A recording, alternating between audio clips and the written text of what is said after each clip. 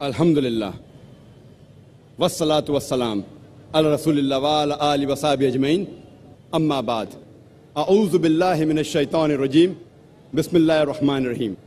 ان المسلمین والمسلمات والمؤمنین والمؤمنات والقانتین والقانتات والصادقین والصادقات والصابرین والصابرات والخاشعین والخاشعات والمتصدقین والمتصدقات والصائمین والصائمات والحافظین فروجهم والحافظات والذاکرین اللہ کثیرا والذاکرات اعد اللہ لهم مغفرۃ واجرا عظیما۔ رب اشرح لي صدری ویسر لي امری واحلل عقدۃ من لسانی یفقہوا قولی۔ اسٹیج پہ بیٹھے ہوئے علماء، میرے محترم بزرگوں اور میرے عزیز بھائیوں اور بہنوں، میں آپ سب کا خیر مقدم کرتا ہوں اسلامک طریقے سے۔ السلام علیکم ورحمۃ اللہ وبرکاتہ۔ اللہ تعالیٰ کی سلامتی، رحمت اور برکت آپ سب پر ہو۔ آپ جانتے ہیں کہ میں اکثر تقریر انگریزی میں کرتا ہوں۔ چند مواقع پہ جب آرگنائزرز اصرار کرتے ہیں تو میں کوشش کرتا ہوں میری کمزور اردو یا کمزور ہندی میں تقریر کروں، کیونکہ میری تعلیم صرف انگریزی میں ہوئی ہے، اسی لیے ظاہر ہے کہ اس اردو تقریر میں غلطیاں کروں گا۔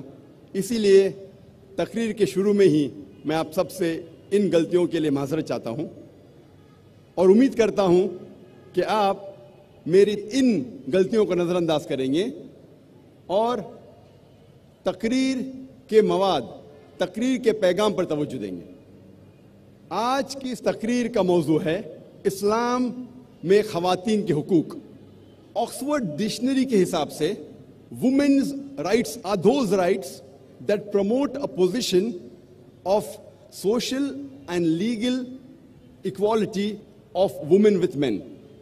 آکسفورڈ ڈکشنری کے مطابق خواتین کے حقوق کے معنی ہیں وہ حقوق جو معاشرتی اور قانونی لحاظ سے خواتین کو مرد کے برابر درجہ دیتے ہیں۔ آج کے اس تقریر میں میں ان باتوں پر توجہ نہیں دوں گا۔ میری تقریر ان باتوں پہ مبنی نہیں ہے جو سائنسداں یا غیر تجربے کار ایکسپرٹس خواتین کے بارے میں کہتے ہیں۔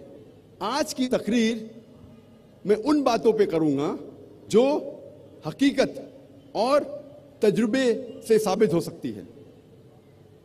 اگر ہم اسلام میں خواتین کے حقوق ویسٹرن میڈیا کے نظریے سے، مغربی میڈیا کے نظریے سے دیکھیں گے تو ہمیں ماننا پڑے گا اسلام میں خواتین کو ذلیل کیا جاتا ہے، اسلام میں خواتین کے ساتھ برتاؤ صحیح نہیں۔ اگر ہم اسلام میں خواتین کے حقوق ویسٹرن میڈیا کے نظریے سے دیکھتے ہیں، کیونکہ the western talk of women's liberalization is nothing but a disguised form of exploitation of a body, deprivation of honor and degradation of a soul۔ یہ مغربی نعرہ آزادی نسواں کا حقیقت میں عورتوں کے عزت کو لوٹتا ہے، عورتوں کے آبرو کو لوٹتا ہے، عورتوں کو ذلیل کرتا ہے۔ The Western society claiming to uplift the woman have actually degraded her to a status of mistresses, of concubines, of society butterflies, which are hidden behind the colorful screen of art and culture۔ یہ مغربی تہذیب جو کہتی ہے کہ خواتین کو ہم اونچا مقام دے رہے ہیں، حقیقت میں انہیں ایک طوائف بناتا ہے، حقیقت میں انہیں رخیل بناتا ہے، انہیں بازار کی زینت بناتا ہے آرٹ اور کلچر کے رنگین پردے کے پیچھے۔ اسلام نے الحمدللہ 1400 سال پہلے خواتین کو اپنے حقوق دیے۔ وہ دور ایام الجاہلیہ کہلاتا تھا۔ جب قرآن شریف نازل ہوا وہ دور کو کہتے تھے ایام الجاہلیہ، the days of ignorance۔ اس وقت الحمدللہ اسلام نے خواتین کو اپنے حقوق دیے۔ آج کی دنیا کی آبادی میں سے تقریباً 20 سے 25% مسلم ہیں اور کئی مختلف مسلم معاشرے ہیں. کچھ اسلام کے قریب ہے، کچھ اسلام سے دور ہے. اسلام میں خواتین کے حقوق کو جاننے کے لیے ہمیں مسلم معاشرے کو نہیں دیکھنا چاہیے، مسلمانوں کی طرف نہیں دیکھنا چاہیے. اگر صحیح طریقے سے آپ جاننا چاہتے ہیں اسلام میں خواتین کے حقوق کیا ہے، ہمیں تحقیق کرنا چاہیے اسلام کے مذہب کتاب کی. جو بنیادی کتابیں ہیں اسلام میں، اس کو ہمیں پڑھنا چاہیے جاننے کے لیے اسلام میں خواتین کے حقوق کیا ہے. اسلام میں بنیادی کتابیں ہیں قرآن اور صحیح حدیث. قرآن اور صحیح حدیث کبھی بھی آپس میں نہیں ٹکرائیں گے. میں جانتا ہوں کہ اس موضوع پہ اسلام میں خواتین کے حقوق اکثر کئی بار علماؤں کا اختلاف ہے. اس کی وجہ ہے کیونکہ کئی بار ایک قرآن مجید کی آیت کو دیکھتے ہیں اور باقی سارے آیتوں کو نظر انداز کرتے ہیں. اگر قرآن مجید کو ایک ساتھ میں پڑھا جائے گا مکمل طور پہ تو جتنے بھی اختلاف ہے اکثر یہ اختلاف دور ہو جائیں گے. اگر کوئی 2-3 رائے ہے تو صحیح رائے جاننے کے لیے ہمیں دیکھنا چاہیے صحیح حدیث میں اس کی تفسیر کیا ہے. اگر یہ اختیار کیا جائے تو انشاءاللہ جتنے بھی اختلاف ہے وہ مٹ جائیں گے. اسلام میں مرد اور عورت کا درجہ برابر ہے، لیکن برابر درجے کا مطلب یہ نہیں کہ عورت اور مرد ہو بہو ہے. عورت اور مرد کا درجہ اسلام میں برابر ہے، لیکن اس کا مطلب یہ نہیں کہ عورت اور مرد ہو بہو یکساں ہے. کیونکہ اللہ سبحانہ و تعالیٰ نے عورت اور مرد کو فزیولوجیکلی ڈفرنٹ بنایا ہے، بایولوجیکلی ڈفرنٹ بنایا ہے، سائیکولوجیکلی ڈفرنٹ بنایا ہے، فزیکلی ڈفرنٹ بنایا ہے. جسمانی طور پہ عورت اور مرد الگ ہے، ذہنی طور پہ الگ ہے. Depending upon the make up, جس طریقے سے اللہ سبحانہ و تعالیٰ نے مرد اور عورت کو الگ طریقے سے بنایا ہے، اسی طریقے سے ان کا رول جو ہے وہ علیحدہ ہے، ڈفرنٹ ہے. آج کی اس تقریر اسلام میں خواتین کے حقوق کو میں نے 6 حصوں میں بانٹا ہے. اسلام میں خواتین کے روحانی حقوق، اسلام میں خواتین کے معاشی حقوق، اسلام میں خواتین کے معاشرتی حقوق، اسلام میں خواتین کے تعلیمی حقوق، اسلام میں خواتین کے قانونی حقوق اور اسلام میں خواتین کے سیاسی حقوق. ہم پہلے غور کریں گے اسلام میں خواتین کے روحانی حقوق پر. اکثر غیر مسلم کو یہ غلط فہمی ہے کہ اسلام میں جنت صرف مردوں کے لیے ہے، خواتین جنت میں جا ہی نہیں سکتے. ان کی یہ غلط فہمی ہے. یہ غلط فہمی کو دور کرنے کے لیے قرآن مجید کی ایک آیت ہی کافی ہے. اللہ تعالیٰ فرماتے ہیں سورہ نساء میں سورہ نمبر 4 آیت نمبر 124 میں وَمَن يَعْمَلْ مِنَ الصَّالِحَاتِ مِنْ ذَكْرٍ وَأُنثَىٰ. مطلب اگر آپ میں سے کوئی بھی شخص چاہے عورت یا مرد ہو اور وہ اچھے اعمال کرتا ہے اور وہ مومن ہے تو انشاءاللہ وہ جنت میں جائیں گا اور اس کے ساتھ کوئی بھی ناانصافی نہیں ہوگی. اللہ تعالیٰ فرماتے وَمَن يَعْمَلْ مِنَ الصَّالِحَاتِ مِنْ ذَكْرٍ وَأُنثَىٰ کہ اللہ تعالیٰ کوئی بھی شخص ہو چاہے مرد یا عورت اگر اچھے اعمال کرتا ہے اور مومن ہے تو انشاءاللہ جنت میں جائیں گا. اللہ تعالیٰ اس پیغام کو پھر سے دہراتے ہیں سورہ نحل میں سورہ نمبر 16 آیت نمبر 97 میں کہ اگر آپ میں سے کوئی بھی شخص چاہے مرد ہو یا عورت اگر اچھے کام کرتا ہے اور ایمان رکھتا ہے اسے انعام دیا جائے گا. اللہ تعالیٰ فرماتے سورہ نساء میں سورہ نمبر 4 آیت نمبر 1 یا ایھا الناس اتقوا ربکم الذی خلقکم من نفس واحدہ وخلق منها زوجہا. اے انسانوں اپنے رب سے ڈرو جس نے تمہیں ایک جان سے بنایا ہے اور اس جان سے اس کے جیسا जोड़ा बनाया है। इससे ये साबित होता है कि वही जान से जिससे आदमी बना है उसी से बनी है औरत, यानी रूहानी तौर पे औरत और मर्द यकसा है। अल्लाह ताला फरमाते हैं सूरह शोरा में, सूरा नंबर 42 आयत नंबर 11 में, फातिरुस समावाति वल अर्द जअला लकुम मिन अनफुसिकुम अज़वाजा, अल्लाह ने जमीन और आसमान बनाए हैं और तुम्हारे लिए तुम्हारे जैसा जिन्स का जोड़ा बनाए हैं।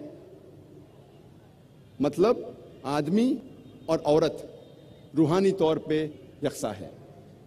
अल्लाह ताला फरमाते हैं सूरह हिजर में, सूरा नंबर 15 आयत नंबर 29 में, कि मैंने इंसान को बनाया और अपनी रूह उसमें फूकी। अल्लाह ताला फिर से दोहराते हैं सूरह सजदा में, सूरा नंबर 32 आयत नंबर 9 में, हमने इंसान को बनाए और अपनी रूह इसमें फूकी, दोनों में, मर्द में भी और औरत में भी। इसके मानी ये है कि अल्लाह सुब्हाना व तआला का इल्म हर इंसान को दिया कि अल्लाह सुब्हाना व तआला है।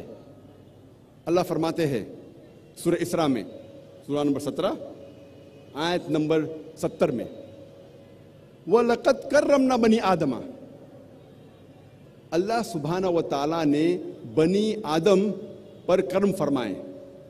अल्लाह सुब्हाना व तआला ने सारी बनी आदम पे रहमत फरमाए, चाहे वो आदमी हो या औरत, चाहे काला या सफेद, अमीर या गरीब, हर बनी आदम, हर इंसान पे अल्लाह सुब्हाना व तआला ने करम फरमाए। इस्लाम के अलावा और भी दूसरे मजहब है जो ये मानते हैं कि इंसानियत एक जोड़े से बनी, आदम अलैहिस्सलाम और बीवी हवा से। इस बात को ईसाई भी मानते हैं, लेकिन ईसाईयत में यह सिखाया जाता है कि इंसानियत गुनाह में पैदा हुई है और इसके कसूरवार है औरत। और वो कहते हैं क्योंकि बीवी हवा ने आदम अलैहिस्सलाम को फल खाने पे मजबूर किया, बहकाया, इसीलिए इंसानियत गुनाह में पैदा हुई और वो सारा इल्जाम इंसानियत को गुनाह में पैदा होने के लिए औरत पर डालते हैं। इस्लाम में हम मानते हैं कि सारी इंसानियत एक जोड़े से बनी है, आदम अलैहिस्सलाम और बीवी हवा से। लेकिन कुरान मजीद आप पढ़ेंगे तो कुरान मजीद में कहीं भी इल्जाम सिर्फ औरत पर नहीं डाला गया है। आप अगर कुरान मजीद गौर से पढ़ेंगे तो नाफरमानी का इल्जाम दोनों पे बराबर डाला गया है, आदम अलैहिस्सलाम और बीवी हवा पर। कुरान में अल्लाह ताला फरमाते सूरह आराफ में, सूरा नंबर 7 आयत नंबर 19 से 27 तक, अल्लाह सुब्हाना व तआला इस कुरान में कम से कम आदम अलैहिस्सलाम और बीवी हवा का जिक्र, दोनों का जिक्र 1 दर्जन से ज्यादा बार करते हैं इन आयतों में। और इसमें कहते हैं कि दोनों ने अल्लाह सुब्हाना व तआला की नाफरमानी की, दोनों ने तौबा की और अल्लाह ने दोनों को माफ किया। इल्जाम दोनों पर बराबर लगाया गया है। कुरान मजीद में कोई भी आयत नहीं है जहां सिर्फ औरत या सिर्फ बीवी हवा पर इल्जाम लगाया गया है। लेकिन कुरान मजीद में एक आयत है सूरह तहा में, सूरा नंबर 20 आयत नंबर 121, जहां सिर्फ आदम अलैहिस्सलाम का जिक्र होता है और कहा जाता है कि आदम अलैहिस्सलाम ने अल्लाह की बात नहीं मानी। लेकिन अगर आप कुरान को मुकम्मल तौर से पढ़ेंगे तो इल्जाम दोनों पर बराबर है, औरत और मर्द पे, आदम अलैहिस्सलाम और बीवी हवा पर। और जब हम पढ़ते हैं बाइबल, ईसाईयत की किताब, इसमें लिखा है बुक ऑफ जेनेसिस में चैप्टर नंबर 3, इसमें लिखा है कि अल्लाह सुब्हाना व तआला औरत को एक सजा देते हैं, एक दंड देते हैं। और जो ये प्रेगनेंसी है, हमल ठहरना, एक औरत के लिए सजा है। बाइबल में लिखा है बुक ऑफ जेनेसिस में चैप्टर नंबर 3 वर्स नंबर 16 में कि मैं तेरा दर्द भरा हमल बढ़ाऊंगा, खुदा कहता है औरत से, और तू दर्द में बच्चों को जन्म देंगी। میں تیرا درد بھرا حمل بڑھاؤں گا اور درد میں تو بچے جنیں گی اور تیری خواہش تیرے شوہر کی ہوگی. تو اس سے یہ پتہ لگتا ہے کہ pregnancy is a Chris on the woman. حمل ٹھہرنا ایک سزا ہے عورت کے لیے. لیکن جب ہم قرآن مجید پڑھتے ہیں, قرآن میں اللہ تعالیٰ فرماتے ہیں سورہ نساء میں سورہ نمبر 4 آیت نمبر 1 میں, respect the womb that bore you, عزت کرو اس کوکھ کی جس نے تمہیں جنم دیا. اللہ تعالیٰ فرماتے ہیں سورہ انعام میں سورہ نمبر 6 آیت نمبر 151 میں کہ آپ اپنے والدین کی عزت کرو, نیک سلوک کرو.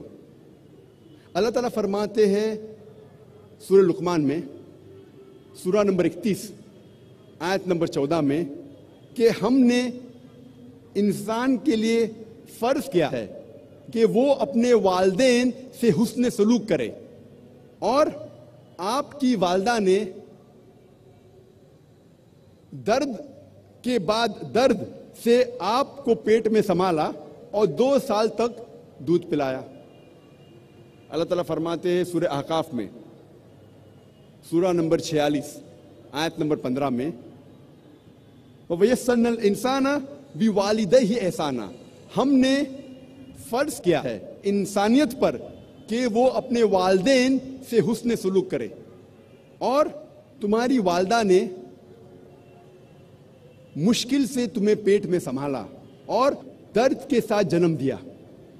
جب ہم قرآن مجید پڑھتے ہیں ہمیں پتہ لگتا ہے کہ پریگننسی اپلفٹس اے وومن, کیونکہ عورت انسان کو جنم دیتی ہے اسی لیے اس کی عزت اور اٹھائی گئی ہے, نہ کہ اسے نیچے کیا گیا ہے.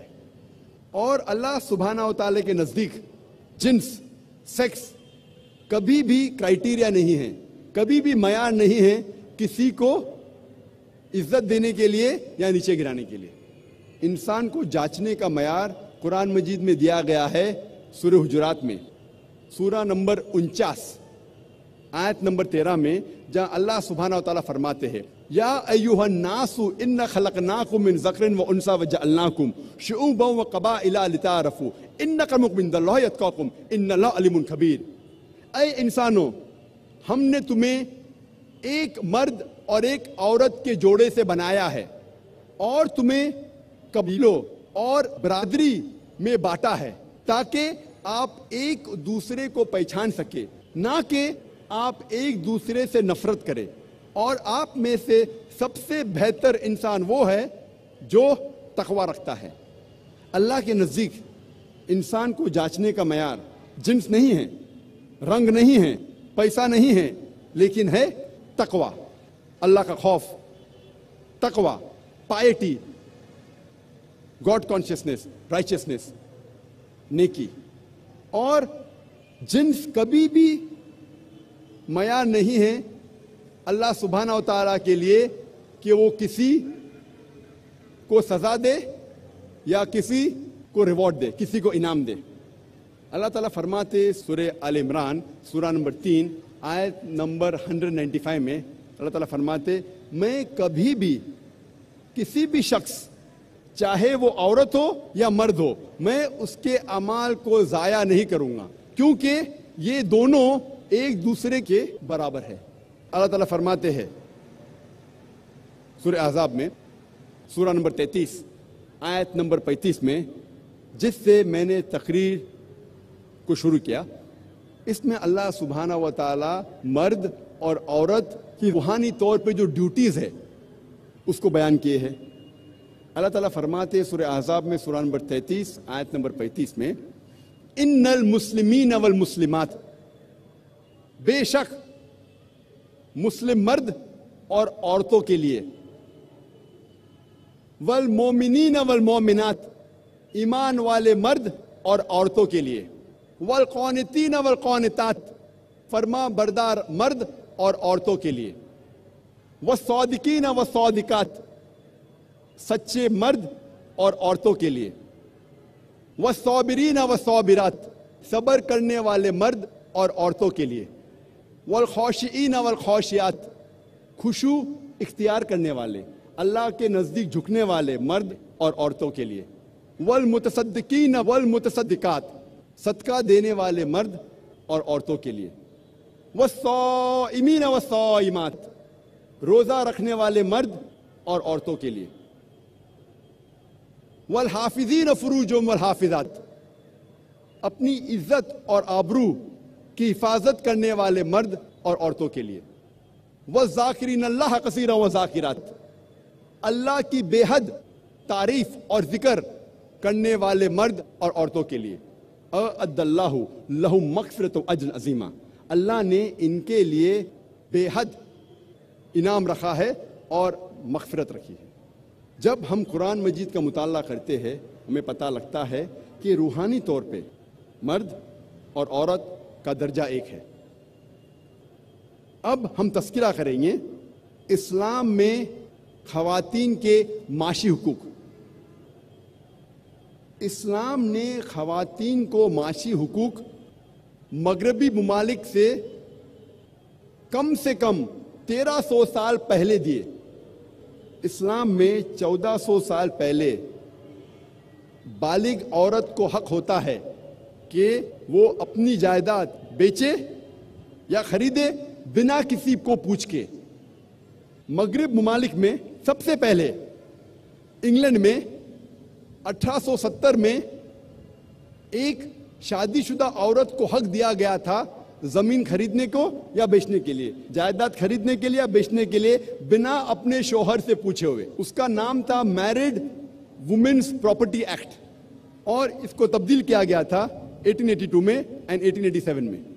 सबसे पहली बार इस्लाम ने यह हक औरत को मगरिबी मुल्क से 1300 साल पहले दिए। इस्लाम में औरत नौकरी कर सकती है वो जो शरीयत उसे इजाजत देती है। कोई भी कुरान में आयत नहीं है या सही हदीस नहीं है जो हलाल काम करने से औरत को रोकती है, लेकिन उसे अपने हिजाब को मेंटेन करना चाहिए। हिजाब को इख्तियार करते हुए अगर नौकरी करना चाहे तो कर सकती है।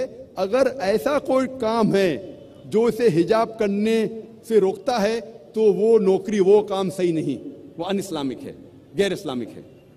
वो काम जो जिस्म की नुमाइश करता है, मिसाल के तौर पे डांसिंग, फिल्म एक्टिंग, मॉडलिंग, ये सारे काम हराम हैं। बहुत से काम जो मर्द के लिए हराम है वो औरत के लिए भी हराम है।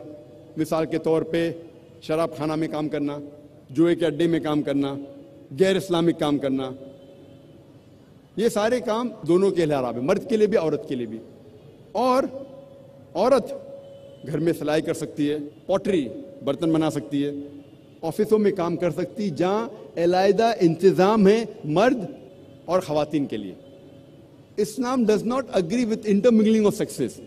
वो काम जिसमें मर्द और औरत घुल मिल के काम करे, ये काम सही नहीं।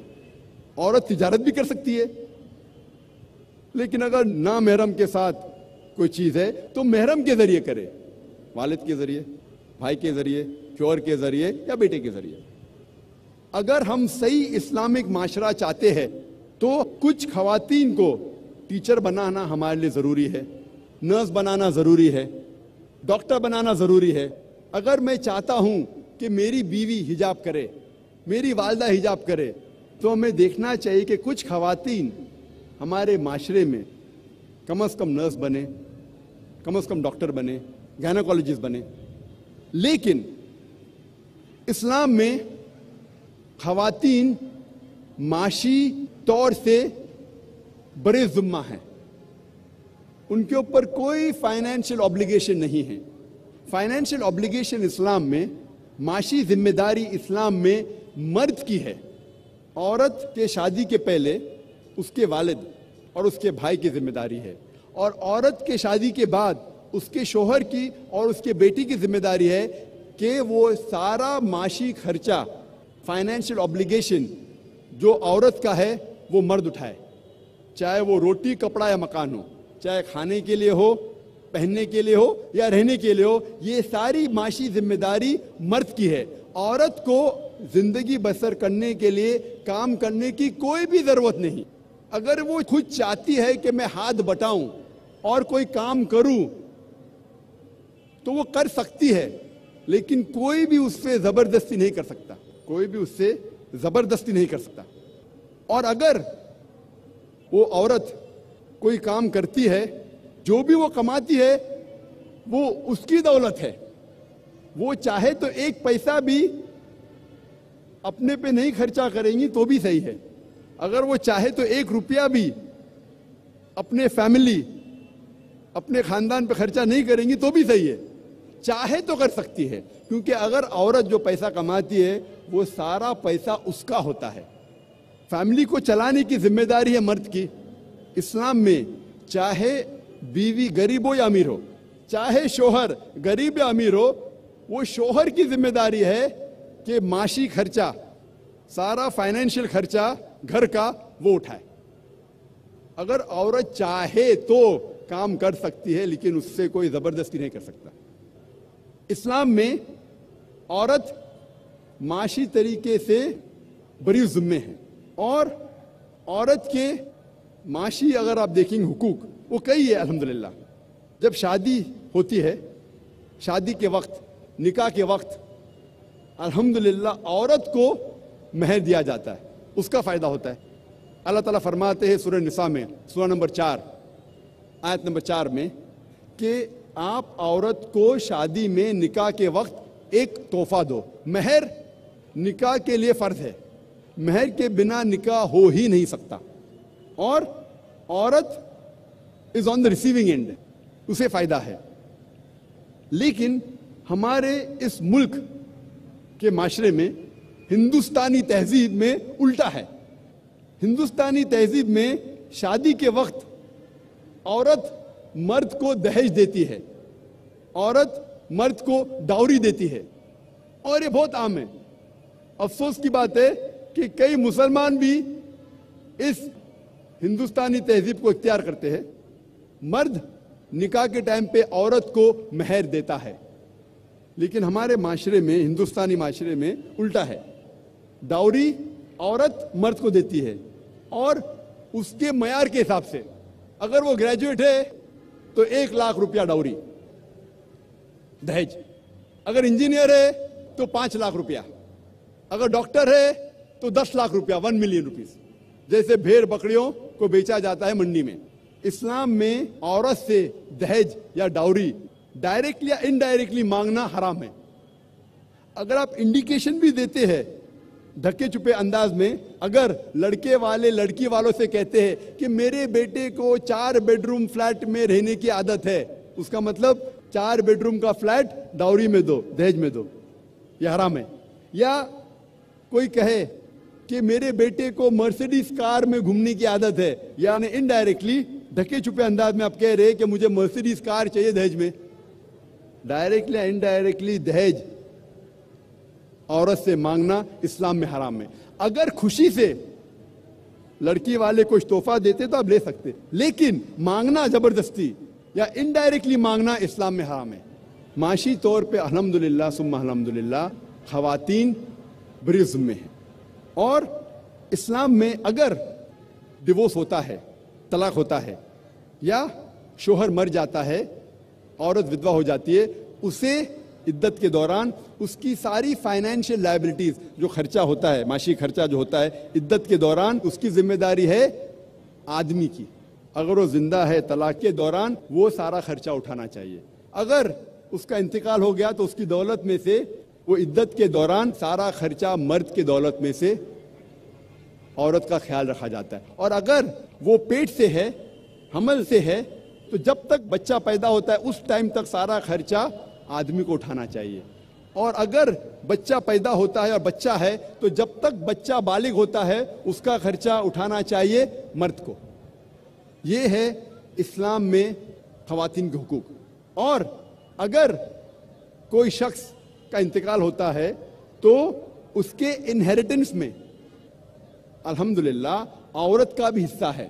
میراث کے اندر اگر کس کا انتقال ہوتا ہے تو جائیداد میں حصہ مرد کے علاوہ عورت کا بھی ہے۔ یہ تھا مختصر سے خواتین کے معاشی حقوق اسلام میں۔ ابھی ہم تذکرہ کریں گے اسلام میں خواتین کے معاشرتی حقوق۔ میں نے معاشرتی حقوق کو 4 حصوں میں بانٹا ہے: بیٹی کے حقوق، بیوی کے حقوق، والدہ کے حقوق، ماں کے حقوق اور بہن کے حقوق۔ پہلے ہم تذکرہ کریں گے اسلام میں معاشرتی حقوق بیٹی کے۔ اللہ تعالیٰ فرماتے ہیں سورہ تکویر میں، سورہ نمبر 81 آیت نمبر 8 اور 9 میں، جب وہ زندہ گڑی ہوئی لڑکیوں سے پوچھا جائے گا کہ کس جرم کے لیے تمہیں قتل کیا گیا تھا، اللہ تعالیٰ فرماتے جب وہ زندہ گڑی ہوئی لڑکیوں سے پوچھا جائے گا کہ کس جرم کے لیے تمہیں قتل کیا گیا تھا، اس کے معنی لڑکیوں کا قتل کرنا اسلام میں حرام ہے۔ نہ ہی صرف لڑکیوں کا قتل کرنا حرام ہے، دونوں لڑکے اور لڑکیوں کو قتل کرنا حرام ہے۔ اللہ تعالیٰ فرماتے سورہ انعام میں سورہ نمبر 6 آیت نمبر 151 میں، اور سورہ اسراء سورہ نمبر 17 آیت نمبر 31 میں کہ آپ اپنے بچوں کا قتل مت کرو غربت کے خوف سے، اللہ تعالیٰ آپ کو اور آپ کے بچوں کو رزق دے گا۔ غربت کے خوف سے آپ اپنے بچوں کا قتل مت کرو، اللہ تعالیٰ آپ کو اور آپ کے بچوں کو رزق دے گا، یہ کہا گیا ہے سورہ انعام میں سورہ نمبر 6 آیت نمبر 151 میں۔ اور اللہ تعالیٰ پھر سے فرماتے ہیں سورہ اسراء میں سورہ نمبر 17 آیت نمبر 31 میں کہ آپ بچوں کا قتل مت کرو، اللہ تعالیٰ آپ کے بچوں اور آپ کو رزق دے گا۔ بچوں کا قتل کرنا سنگین جرم ہے۔ اسلام میں نہ ہی صرف بچوں کا قتل کرنا جرم ہے، خصوصاً لڑکیوں کا، لیکن جب آپ کو پتہ لگتا ہے کہ کوئی لڑکی پیدا ہوئی اور آپ افسوس کرتے ہیں، اسلام میں اس کی ممانعت ہے۔ اگر آپ افسوس کرتے ہیں کہ آپ کے گھر میں کوئی لڑکی پیدا ہوئی، یہ بھی اسلام میں غلط ہے۔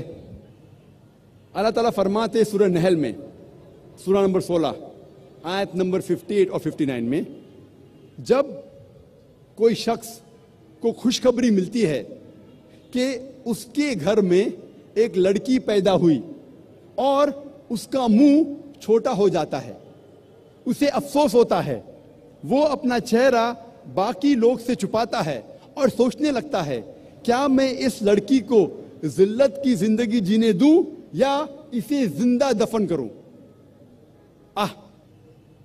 کتنی گھنونی سوچ ہے۔ تو صرف افسوس کرنا کہ ایک لڑکی آپ کے گھر میں پیدا ہوئی، یہ بھی اسلام میں ایک جرم ہے، اس کی ممانعت ہے۔ اور اللہ کے رسول محمد صلی اللہ علیہ وسلم فرماتے ہیں، صحیح حدیث ہے احمد بن حنبل کی، جلد نمبر 1 حدیث نمبر 2104 میں اللہ کے رسول فرماتے ہیں، اگر کوئی بھی شخص اپنے 2 بیٹیوں کو اچھے طریقے سے پرورش کرتا ہے جب تک وہ بالغ ہو جاتی ہے، تو آخرت کے دن میں وہ شخص میرے اتنے قریب رہیں گا، اور 2 انگلی اپنے ایسا کرتے اتنے قریب۔ اور ایک حدیث ہے جو ابن ماجہ کی ہے، جہاں اللہ کے رسول فرماتے کہ کوئی بھی شخص اگر 2 لڑکیوں کی پرورش کرتا ہے، ان کے ساتھ اچھا حسن سلوک کرتا ہے، تو انشاءاللہ وہ جنت میں جائیں گے۔ اللہ کے رسول نے صرف کہا نہیں کہ لڑکیوں اور لڑکوں کو اچھے طریقے سے پرورش کرنا چاہیے، انہوں نے ایک زندہ مثال پیش کی۔ ایک وقت جب ایک شخص اپنے بیٹے کو چومتا ہے اور اپنی مانڈی پہ رکھتا ہے، لیکن اپنی بیٹی کے ساتھ وہ نہیں کرتا، تو اللہ کے رسول فرماتے ہیں کہ اس آدمی نے ناانصافی کی، اسے اپنے بیٹی کو بھی چومنا چاہیے اور اپنے دوسرے مانڈی پہ بٹھانا چاہیے، یہ فرض ہے آپ کا۔ اب ہم تذکرہ کریں گے اسلام میں معاشرتی حقوق بیوی کے۔ عورت کو شیطان کا ہتھیار کہا جاتا ہے، a weapon of the devil۔ عورت کو اکثر دیگر مذاہب میں شیطان کا ہتھیار کہا جاتا ہے، لیکن اسلام میں، قرآن میں اللہ سبحانہ و تعالیٰ عورت کو محسنہ کہتے ہیں۔ محسنہ مانی a fortress against the devil، شیطان کے خلاف ایک قلعہ۔ محمد صلی اللہ علیہ وسلم فرماتے ہیں There is no monasticism in Islam. रहबानियत इस्लाम में हराम है। और अल्लाह के रसूल फरमाते सही बुखारी में जिल्द नंबर 7 किताबुन निकाह चैप्टर नंबर 3 हदीस नंबर 4 में, ए नौजवानों, आप में से जिसके पास भी हैसियत है निकाह करने की, निकाह करो। मतलब निकाह जल्दी करना सुन्नत है। और अल्लाह के रसूल फरमाते हैं, जो कोई शादी नहीं किया वो मुझ में से नहीं है। यानी शादी करना इस्लाम में फ़र्ज है। अल्लाह के रसूल फरमाते हैं, जो शख्स शादी करता है वो आधा दीन मुकम्मल करता है। सवाल जवाब के नशिस्त में एक भाई ने मुझसे पूछा था, जाकिर भाई, उसका ये मतलब है कि अगर मैं 2 शादी करूं तो पूरा दीन मुकम्मल हो जाएगा मेरा? अल्लाह के रसूल क्या कहना चाहते थे जब उन्होंने कहा कि शादी आधा दीन आपका मुकम्मल करती है? हमें पता है कि शादी करने से कई बीमारियां दूर होती है।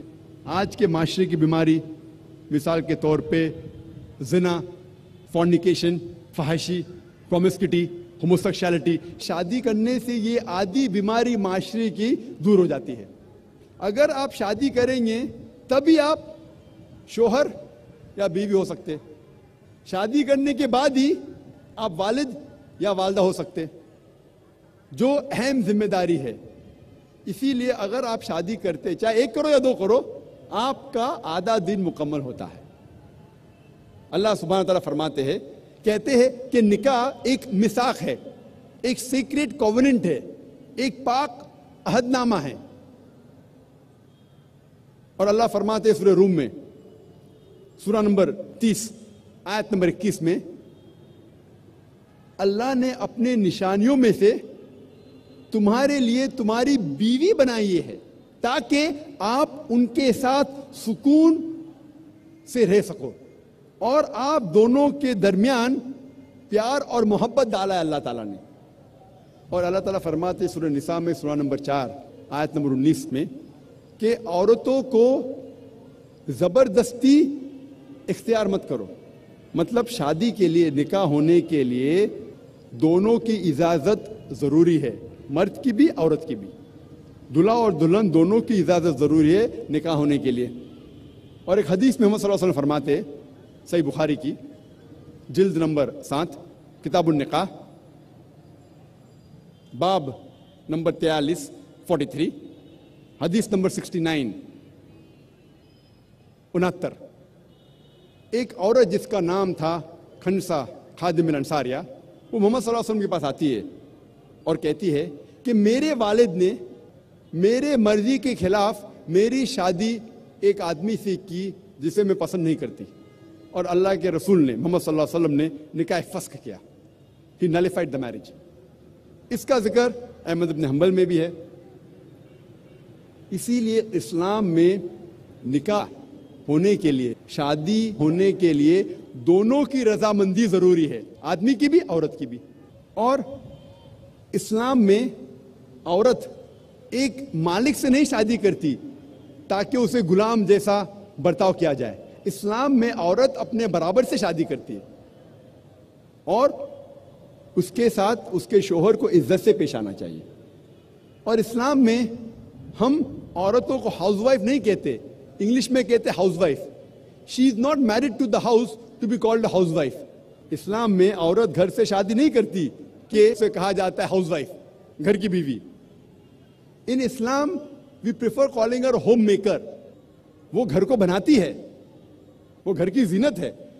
सही लफ्ज है होम मेकर, नॉट हाउसवाइफ। और इस्लाम में अल्लाह ताला फरमाते हैं कुरान मजीद में सूरह बकरा में सूरह नंबर 2 आयत नंबर 228 में कि औरतों के हुकूक वैसे ही है जैसे मर्द के है, लेकिन मर्द का एक दर्जा ऊंचा है। ये आयत के 3-4 अल्फाज को अक्सर लोग गलत लेते हैं और कहते, कुरान में लिखा है कि आदमी का दर्जा ऊंचा है, और कहते अर्रिजालु कव्वामुन अलन निसा। अल्लाह कहता है कि आदमी औरत से ऊंचा है, ऊपर है। ये जो आयत वो कोट कर रहे हैं वो है कुरान मजीद की सूरह निसा की आयत। सूरा नंबर 4 आयत नंबर 34, जहाँ अल्लाह ताला फरमाते अर्रिजालु कव्वामुन अलन निसा, यानी आदमी औरत का कव्वाम है।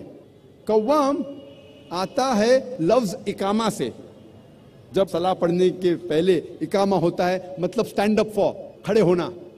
उसी तरीके से कव्वाम के मानी अगर आप तफसीर तबरी पढ़ेंगे, उसमें कव्वाम की मानी मर्द के लिए एक डिग्री एडिशनल रिस्पॉन्सिबिलिटी है, एक डिग्री ज्यादा जिम्मेदारी है। उसका मतलब ये नहीं कि एक डिग्री वो ऊंचा क्या दादागिरी करे, he has got additional responsibility, एक डिग्री ज्यादा जिम्मेदारी है। और कुरान में आगे अल्लाह ताला फरमाते क्योंकि अल्लाह ने मर्द को औरत से ज्यादा ताकत दी, उसके वजह भी फरमाते अल्लाह ताला। लोग इस आयत का गलत मतलब लेते हैं और कहते हैं, अल्लाह ताला कहते हैं कि मर्द औरत से ऊंचा है। इस्लाम में लिखा है सूरह निसा में सूरह नंबर 4 आयत नंबर 19 में कि अगर आप अपने बीवी से प्यार नहीं करते फिर भी उसके साथ हुस्न सलूक करो।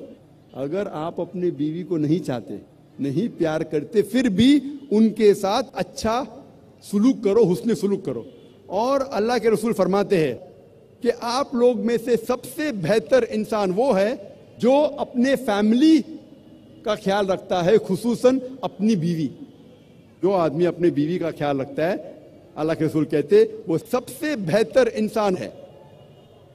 अब हम तस्करा करेंगे इस्लाम में माशरती हुकूक माँ के। अल्लाह सुब्हानहू तआला फरमाते सूरह इसरा में सूरह नंबर 17 आयत नंबर 23 और 24 में अल्लाह ताला फरमाते इंसानों से कि आप सिर्फ मेरी इबादत करो। इंसानों से कहते तुम सिर्फ मेरी इबादत करो और अपने वालिदैन से हुस्न सलूक करो।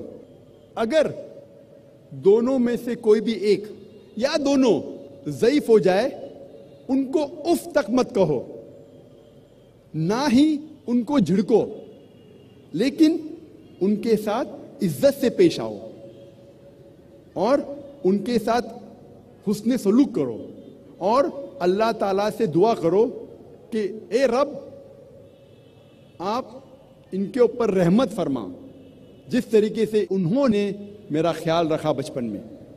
और अल्लाह ताला फरमाते सूरह अनाम में सूरह नंबर 6 आयत नंबर 151 बिवालिदैनी एहसाना, हमने इंसानों को कहा है, फर्ज ठहराया है कि वो अपने वालिदैन से हुस्न सलूक करे। और ये पैगाम दोहराया गया है सूरह लुक़मान में सूरह नंबर 31 आयत नंबर 14 और सूरह अहकाफ सूरह नंबर 46 आयत नंबर 15 में कि वयस्सनल इंसाना बिवालिदैनी एहसाना, इंसानों के लिए फ़र्ज है कि वो अपने वालिदैन के साथ उसने सलूक करे। उसके बाद खुसूसन अपनी माँ। और अल्लाह के रसूल मोहम्मद सल्लल्लाहु अलैहि वसल्लम फरमाते हैं, सुन्नन निसाई में आता है इसका जिक्र, किताब जिहाद में बाब नंबर 6 हदीस नंबर 3106 में अल्लाह के रसूल फरमाते कि माँ के पैर के नीचे जन्नत है। उसका मतलब ये नहीं कि अगर मेरी माँ सड़क पे चल रही है और कोई कीचड़ में पैर रखती है तो कीचड़ जन्नत हो जाती है। इसका मतलब ये कि अगर आप अपनी वालदा, अपनी माँ की इज्जत करो, खिदमत करो, बात मानो, प्यार करो, उसमें सलूक करो, इंशाअल्लाह आप जन्नत में जाएंगे। अल्लाह के रसूल फरमाते हैं, कहा गया है सही बुखारी में जिल्द नंबर 8 किताब अदब बाब नंबर 2 हदीस नंबर 2 में एक शख्स अल्लाह के रसूल के पास आते हैं और पूछते हैं कि सारी दुनिया में सबसे ज्यादा हुस्न सलूक के लायक कौन है? अल्लाह के रसूल फरमाते तुम्हारी माँ। वो शख्स पूछता है उसके बाद कौन? अल्लाह के रसूल फिर से फरमाते तुम्हारी माँ। वो शख्स पूछता है उसके बाद कौन? फिर से अल्लाह के रसूल फरमाते तुम्हारी माँ। उसके बाद कौन? फिर चौथी बार अल्लाह के रसूल कहते हैं तुम्हारा बाप। इसका मतलब 75% हुस्न सलूक के लायक है माँ, 25% बाप, 3/4 हिस्सा हुस्न सलूक का जाता है माँ को, 1/4 हिस्सा जाता है बाप को। اس کا مطلب یہ کہ ماں کو ملتا ہے گولڈ میڈل، سونے کا تمغہ، ماں کو ملتا ہے سلور میڈل، چاندی کا تمغہ، ماں کو ملتا ہے برونز میڈل، تانبے کا تمغہ، باپ کو ملتا ہے کانسولیشن پرائز، صلح بخش انعام۔ یہ ہمارے آخری نبی، آخری رسول محمد صلی اللہ علیہ وسلم کا کہنا ہے کہ والدہ زیادہ حقدار ہے حسن سلوک کے۔ ابھی ہم تذکرہ کریں گے اسلام میں خواتین کے معاشرتی حقوق بہن کے۔ اللہ سبحانہ تعالیٰ فرماتے سورہ توبہ میں، سورہ نمبر 9 آیت نمبر 71 میں، آیت نمبر 71 میں، والمؤمنین والمؤمنات بعضهم اولیاء بعض، مومن مرد اور مومن عورت ایک دوسرے کو مدد کرنا چاہیے، یعنی ایک دوسرے کے بھائی بہن ہیں unless otherwise۔ اللہ کے رسول فرماتے کہ عورت شقیق ہے۔ شقیق کے ایک معنی ہے آدھا، جس طریقے سے انسانیت آدھے مرد اور آدھے عورت میں بانٹی گئی ہے، آدھا حصہ ہے، اور دوسرے معنی ہے بہن۔ تو اللہ کے رسول کہتے کہ عورت تمہاری بہن ہے unless otherwise۔ اب ہم تذکرہ کریں گے اسلام میں خواتین کے تعلیمی حقوق۔ سب سے پہلی وحی، سب سے پہلی ہدایت جو اللہ سبحانہ و تعالیٰ انسانیت کو قرآن مجید میں دیتے ہیں وہ یہ نہیں کہ آپ نماز پڑھو یا روزہ رکھو یا حج کے لیے جاؤ۔ سب سے پہلی ہدایت جو اللہ سبحانہ و تعالیٰ انسانیت کو قرآن مجید میں دیتے ہیں وہ ہے اقرا، پڑھو، جو آتا ہے سورہ اقرا میں چیپٹر نمبر 96 آیت نمبر 1 میں۔ اور یہ صرف مرد کے لیے نہیں، دونوں کے لیے، مرد اور عورت کے لیے۔ اور اللہ کے رسول فرماتے ہیں کئی حدیث میں، اس کا ذکر ابن ماجہ میں بھی ہے، حدیث نمبر 224 میں اللہ کے رسول محمد صلی اللہ علیہ وسلم فرماتے ہیں سیکنگ نالج، علم حاصل کرنا، طلب العلم فریضۃ علی کل مسلم، ہر مسلم کے لیے فرض ہے، چاہے وہ عورت یا مرد ہو۔ اللہ کے رسول فرماتے علم طلب کرنا، علم حاصل کرنا ہر مسلمان کے لیے فرض ہے، چاہے وہ عورت ہو یا مرد ہو۔ اور اللہ کے رسول ہمیشہ لوگ سے کہتے تھے کہ اپنے بچوں کو علم دو، خصوصاً اپنی بیٹیوں کو۔ اور اللہ کے رسول یہ بھی کہتے تھے کہ شوہر کا فرض ہے کہ وہ اپنے بیوی کو علم دے، اگر خود نہیں دے سکتا تو کم از کم اس کو انتظام کرنا چاہیے کہ بیوی تک علم پہنچے۔ اور صحیح بخاری میں کئی حدیث ہے، جب پڑھتے صحیح بخاری باب نمبر 36 حدیث نمبر 101 میں کہا گیا ہے کہ عورتیں اللہ کے رسول کے پاس آ کے کہتی ہے کہ ہمیشہ آپ مردوں سے گھرے ہوئے ہیں، آپ خصوصاً عورتوں کو خطاب کیوں نہیں کرتے؟ اور اللہ کے رسول نے کہا ٹھیک ہے۔ اور اللہ کے رسول نے یہ بھی دیکھا کہ صحابہ کو کہا کہ خواتین کو خطاب کرو۔ اور 1400 سال پہلے جب ایام الجاہلیہ تھا، ڈیز آف اگنورنس، اس وقت کئی خواتین ہیں جو علم کے میدان میں اونچائی پہ تھے۔ اس وقت تو ایام الجاہلیہ کا وقت تھا، آدمی لوگ ہی نہیں پڑھتے تھے۔ اس وقت اسلام میں الحمدللہ ثم الحمدللہ کئی خواتین تھے جو علم کے میدان میں اونچائی پہ تھے۔ اور سب سے بہترین مثال ہے حضرت عائشہ رضی اللہ عنہ، جو حضرت ابوبکر رضی اللہ عنہ کی بیٹی تھی، محمد صلی اللہ علیہ وسلم کی بیوی تھی۔ ان کی ایک شاگرد جس کا نام تھا عروہ، وہ کہتی ہے کہ میں نے عائشہ رضی اللہ عنہ سے بہترین عالمہ اپنے زندگی میں نہیں دیکھی۔ اس کو جو مہارت تھی قرآن میں، اسلام کے فرائض میں، حلال اور حرام میں، عربک لٹریچر اور پوئٹری میں، عربک ہسٹری اور جینیالوجی میں، اور حضرت عائشہ رضی اللہ عنہ طب کے میدان میں، میڈیسن میں بھی ماہر تھی۔ جب بھی لوگ محمد صلی اللہ علیہ وسلم کے ساتھ آتے تھے اور گفتگو کرتے تھے، بیماریوں کا علاج پوچھتے تھے، وہ سنتی تھی اور یاد رکھتی تھی۔ میتھمیٹکس کے میدان میں، حساب کے میدان میں بھی وہ ماہر تھی۔ اسی لیے محمد صلی اللہ علیہ وسلم کے انتقال کے بعد صحابہ اکثر حضرت عائشہ رضی اللہ عنہ کے پاس آتے تھے. جب بھی میراث کا مسئلہ ہوتا تھا, کوئی انتقال ہوتا تھا اور جائیداد بٹوارے کا مسئلہ آتا تھا, تو آتے تھے حضرت عائشہ رضی اللہ عنہ کے پاس, کیونکہ وہ میتھمیٹکس نمبرات میں ماہر تھی. اور کئی صحابہ ان کے پاس سیکھنے کے لیے آتے تھے محمد صلی اللہ علیہ وسلم کے بعد.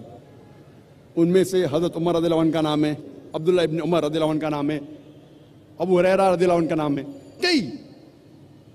اور صرف حضرت عائشہ نے کم سے کم 88 علماء کو شکشا دی. مطلب at least 88 scholars she has taught. اس کا مطلب she was a scholar of the scholars, وہ عالموں کی عالمہ تھی. 88 علماء نے ان کے پاس پڑھا.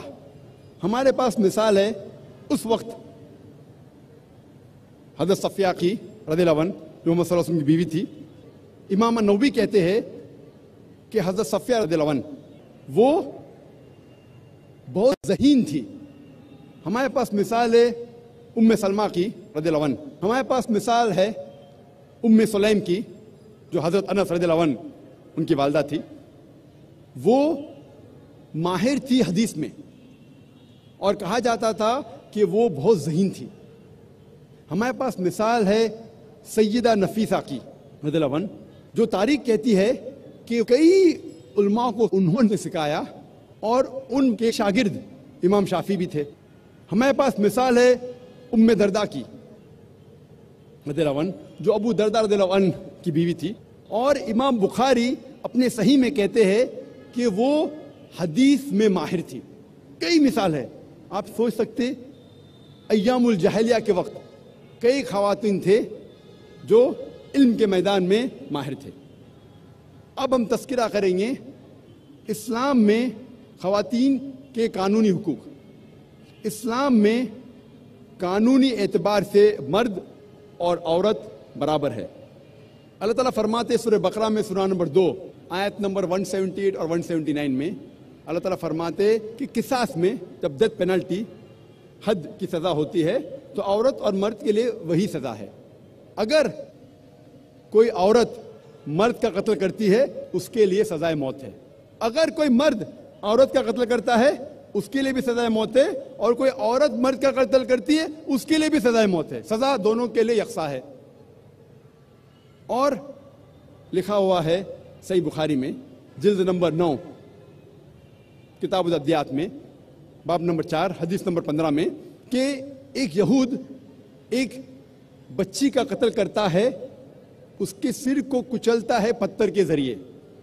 محمد صلی اللہ علیہ وسلم فوراً اس یہود کو بھی وہی سزا دیتے ہیں, سزائے موت. اس کا سر کچلا جاتا ہے پتھر کے ذریعے. ہمارے پاس مثال ہے حضرت عمر کی رضی اللہ عنہ.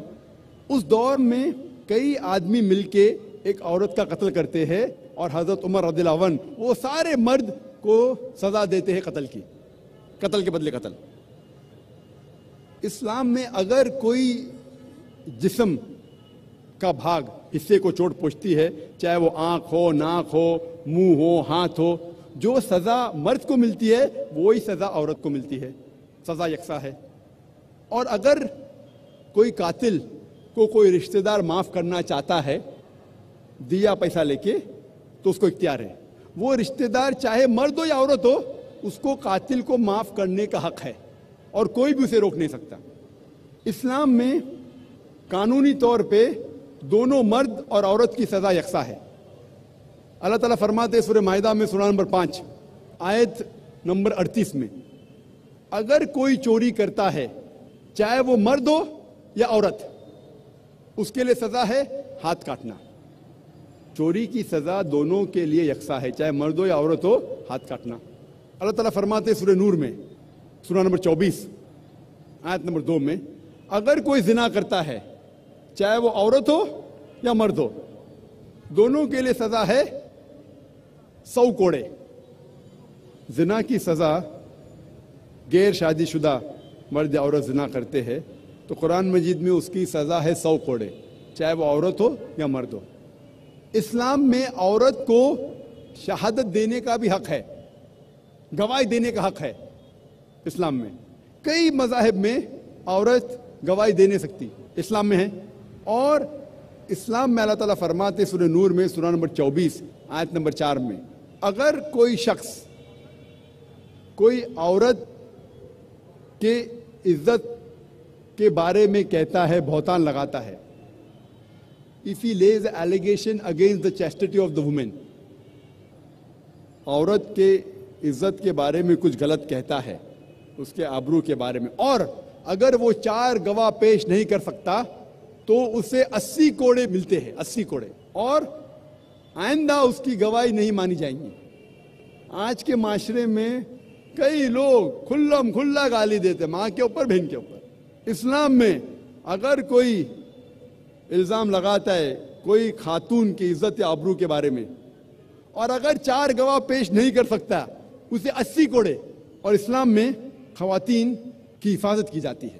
اور جب عورت شادی کرتی ہے مغربی معاشرے میں وہ اختیار کرتی ہے اپنے شوہر کا نام. اسلام میں شی ہیز این آپشن، وہ اپنا پرانا نام بھی رکھ سکتی ہے، اپنے والد کا نام بھی رکھ سکتی ہے، اسے اختیار ہے. یہ تھا ان بریف مختصر سا اسلام میں خواتین کے قانونی حقوق. ہم آخر میں تذکرہ کریں گے اسلام میں خواتین کے سیاسی حقوق. اللہ تعالیٰ فرماتے سورہ توبہ میں سورہ نمبر 9 آیت نمبر 71 میں، والمؤمنین والمؤمنات بعضهم اولیاء بعض، مومن مرد اور عورت ایک دوسرے کی مدد کرنا چاہیے، معاشری طور پہ بھی اور سیاسی طور پہ بھی. اور اللہ فرماتے ہیں سورہ ممتحنہ میں سورہ نمبر 60 آیت نمبر 12 میں، محمد صلی اللہ علیہ وسلم سے کہتے، اے رسول جب خواتین عورتیں تمہارے پاس آئیں گی بیعت لے کے. اسلام میں جو بیعت ہے وہ ماڈرن سسٹم آف ووٹنگ سے کئی اونچا ہے. ماڈرن سسٹم آف ووٹنگ میں ووٹ کرتے ہیں اسٹیٹس مین کو ٹو رن دا اسٹیٹ، وہ چنتے ہیں ملک کے لیے حکومت کرنے کے لیے. اسلام میں جب خواتین محمد صلی اللہ علیہ وسلم سے بیعت لیتی ہے، نہ ہی وہ مانتی ہے کہ محمد صلی اللہ علیہ وسلم اللہ کے رسول تھے، وہ یہ بھی مانتے ہیں کہ he was a statesman, politically سیاسی طور پہ وہ صدر تھے، امیر تھے. تو اسلام میں خواتین کو بھی ووٹ کرنے کی اجازت ہے. اور ایک واقعہ ہے جس میں حضرت عمر رضی اللہ عنہ وہ مسجد میں سوچ رہے تھے صحابہ کے ساتھ کہ وہ مہر کی حد طے کرنا چاہیے. خواتین کافی مہر پوچھ رہی تھی، حد طے کرنا چاہتا تھا. اور یہ حدیث ہے، کچھ لوگ کہتے ہیں ضعیف ہے لیکن اکثر علماء کہتے ہیں کہ صحیح حدیث ہے. اس وقت جب حضرت عمر رضی اللہ عنہ کہتے ہیں کہ مہر کی حد ہونی چاہیے، ایک عام خاتون مسجد کے پیچھے حصے سے اعتراض کرتی ہے اور کہتی ہے جب اللہ تعالیٰ نے حد نہیں طے کی، قرآن میں لکھا ہے سورہ نساء میں سورہ نمبر 4 آیت نمبر 20 اور 21 میں، کیا آپ سونے کا پہاڑ بھی دے سکتے مہر میں؟ جب اللہ تعالیٰ نے حد نہیں طے کی تو عمر رضی اللہ عنہ کون ہوتے حد طے کرنے کے لیے؟ حضرت عمر رضی اللہ عنہ کہتے عمر غلط ہے اور ایک خاتون صحیح ہے. انگلش میں کہیں گے she took an objection to the breach of constitution، یعنی اس خاتون نے اعتراض کی کہ خلیفہ نے قانون توڑا، ہمارا کانسٹیٹیوشن، ہمارا قانون قرآن. اس کا مطلب یہ ہے کہ خاتون also can take an objection, even a woman can take an objection for breach of constitution. اور ہمارے پاس مثال ہے صحیح بخاری میں کئی حدیث ہے جو جنگ کے میدان میں بھی خواتین نے حصہ لیا، سپاہی لوگ کو پانی دیا، فرسٹ ایڈ دیا. اور ایک واقعہ ہے جنگ احد میں جب محمد صلی اللہ علیہ وسلم دشمن سے گھیرے جاتے، کچھ لوگ محمد صلی اللہ علیہ وسلم کے ساتھ لڑتے ہیں. اس میں سے ایک عورت تھی جس کا نام تھا نصیبہ، اور لڑتے وقت اسے کئی زخم ملتے ہیں اور محمد صلی اللہ علیہ وسلم نے اس کی بہادری کے لیے تعریف کی. یہ تھا ان بریف مختصر سا خواتین کے حقوق اسلام میں. جیسا میں نے کہا تھا اسلام میں عورت اور مرد کا درجہ برابر ہے، پر برابر درجہ مطلب یہ نہیں کہ مرد اور عورت ہو بہو یکساں ہے۔ کچھ معاملات میں مرد کا درجہ تھوڑا بلند ہے، کچھ معاملات میں خواتین کا درجہ بلند ہے، لیکن کلی طور پہ مرد اور عورت برابر ہے۔ آپ کو ایک مثال پیش کروں میں۔ مثال کے طور پہ ایک ایگزامینیشن میں، ایک امتحان میں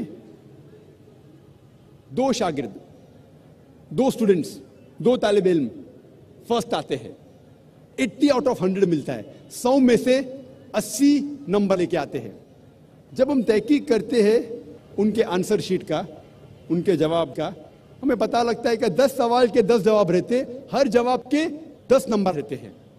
سوال نمبر 1 کے جواب میں اسٹوڈنٹ اے کو 10 میں سے 9 نمبر ملتے ہیں، اسٹوڈنٹ بی کو 10 میں سے 7 نمبر ملتے ہیں۔ اس کا مطلب جواب نمبر 1 میں اسٹوڈنٹ اے کا درجہ بی سے زیادہ ہے۔ سوال نمبر 2 کے جواب میں اسٹوڈنٹ بی کو 10 میں سے 9 ملتا ہے اور اسٹوڈنٹ اے کو 10 میں سے 7 ملتا ہے۔ اس کا مطلب جواب نمبر 2 میں اسٹوڈنٹ بی کا درجہ اے سے زیادہ ہے۔ باقی 8 سوال کے جواب میں دونوں کو 10 میں سے 8 ملتے ہیں۔ آپ جب سب کو جوڑتے ہیں تو اسٹوڈنٹ اے اور بی دونوں کو ملتا ہے 100 میں سے 80۔ کلی طور پہ دونوں برابر ہے، لیکن جواب نمبر 1 میں اے کا درجہ اونچا ہے، جواب نمبر 2 میں بی کا درجہ اونچا ہے۔ اسی طریقے سے اسلام میں کچھ معاملات میں مرد کا درجہ اونچا ہے، کچھ معاملات میں خواتین کا، لیکن کلی طور پہ مرد اور عورت برابر ہے۔ مثال کے طور پہ اگر کوئی چور میرے گھر میں گھستا ہے تو میں نہیں کہوں گا میں مانتا ہوں خواتین کے حقوق میں میری بہن یا میری ماں کو جھگڑنے کے لیے نہیں بھیجوں گا، کیونکہ اللہ تعالیٰ نے فرمایا ہے سورہ نساء میں سورہ نمبر 4 آیت نمبر 34 میں کہ اللہ نے مرد کو زیادہ طاقت دی ہے، تو یہاں ہماری ذمہ داری ایک درجہ زیادہ ہے خواتین کی حفاظت کرنے کے لیے، تو یہاں مرد کا درجہ طاقت میں زیادہ ہے۔ دوسری اور جب بچوں کو والدین سے حسن سلوک کرنا ہوتا ہے تو ماں کا درجہ 3 گنا باپ کے درجے سے زیادہ ہے، یہاں خواتین اونچی ہے مرد سے اس معاملات میں۔